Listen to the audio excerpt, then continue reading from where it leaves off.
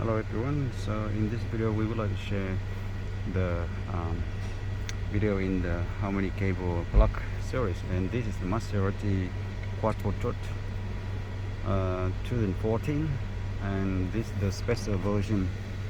So it has the business rear passenger seat design with only 4 seats in the car,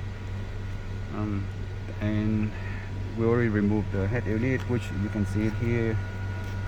It has one cable, and we can just say all the cable behind it. So this one belongs to this, like that, so we won't count this one, okay, because it stay together like that. This one stay like this, so no, we won't count. This one go into the top like this, so we won't count as well. Okay, so they are all like that.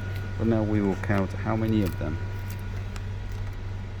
2 main plug, black and white, big one, and then you have some other thing like 2, 4. Okay, that's for the main radio section, and the top here there are 2 as well. So actually we have 2, 4, 6, and 8 of them in total. Okay, that's all connection for the radio and air conditioner control thing behind this head unit setup.